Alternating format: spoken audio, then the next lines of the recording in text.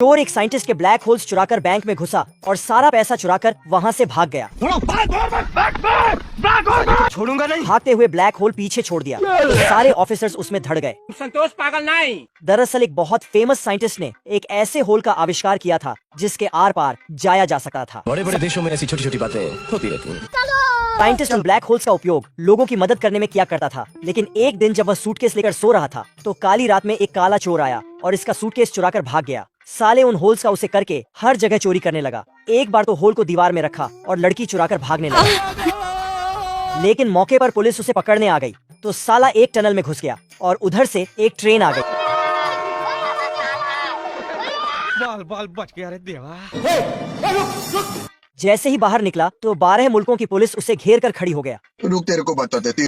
साला दौड़ कर गया और गलती से ब्लैक होल लगाकर सेंट्रल जेल में घुस गया। एक गधा सो रहा था, तभी दूसरा गधा आता है और उससे कहता है चलती हो क्या? लेकिन गधे का मूड नहीं है। दूसरा बाला तरह तरह के हटकंडे अपनाता है।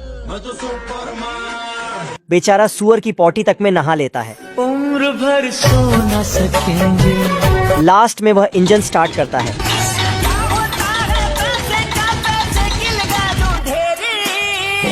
गधा खड़ा हो जाता है। वह सीट बेल्ट बांधने के लिए नीचे जाता है, लेकिन तभी बाइक बंद हो जाती है। वह उसे लकड़ी के पट्टे पर ले जाता है। आज ऑमलेट नहीं बनाऊंगा, आज तेल का ऑमलेट बनाऊंगा। अब गधे के डिनर का टाइम हो गया। हम बाप है तुम्हारे, तुम बेटे हो हमारे, हमसे डरा करो। वह डिनर कर रहा था कि तभी दूसरा वाला गधा उसके नाश्ते में गिर जाता है। वह दिमाग लगाकर उसके कान में कुछ कहता है जिससे गधे का मूड हो जाता है और गधा घोड़े से भी तेज दौड़ता है। दोनों गूगल मैप को फॉलो कर रहे थे। घोड़ा बत्तख पर सवार होकर कहीं जा रहा है। रोम रोम भाइयों। घोड़ा 500 की स्पीड पकड़ लेता है।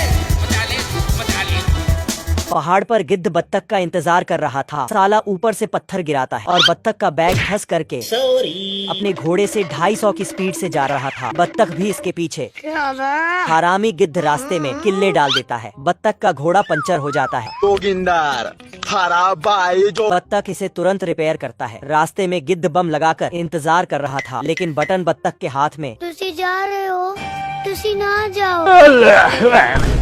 शाम के समय ये भेड़िया आर्मी की ड्रेस में खाने की तलाश में निकलता है। तभी इसको एक घर दिखाई देता है तो ये भेड़िया उस घर में झांक कर देखता है तो सभी लोग नींद में होते हैं और ये उस घर में चुपके से घुसकर लेट जाता है। तभी ये बतख का बच्चा आता है जो आर्मी में काम करता है और उसी बिस्तर पर लेट जाता है जिसमें भेड़िया लेटा होता है। तभी इसको भेड़िया का हाथ कुछ ज्यादा मोटा दिखाई पड़ता है तो ये उठ कर देखता है और वहाँ से भागकर इन डिब्बों में छुप जाता है और डिब्बों को घुमाकर इधर उधर कर देता है। तो इस भेड़िए को कुछ समझ नहीं आता और डिब्बे उठा उठा कर देखने लगता है, लेकिन इसे कुछ नहीं मिलता और ये बहुत परेशान हो जाता है। इसीलिए एक डिब्बे को दूर फेंक देता है जिसमें वह बतख का बच्चा होता है और वह डिब्बे से जैसे ही निकलता है तो उसकी आत्मा उड़कर जा रही थी। तो सोचता है अब तो मैं मर गया। तभी वह भेड़िया को सारी बात बताता है तो भेड़िया बहुत दुखी होता है और वे दोनों रोने लगते हैं और भेड़िया उसके शव के लिए फूल भी देता है। तभी बतख का बच्चा वहाँ से जाने लगता है तो भेड़िया उसके पूंछ के बाल उखाड़ता है तो उसे कुछ दर्द महसूस होता है तो वह समझ जाता है कि मैं अब भी मरा नहीं और यह सब भेड़िया को बताता है। तो भेड़िया उसका चिकन बनाने के लिए फिर से उसके पीछे पड़ जाता है।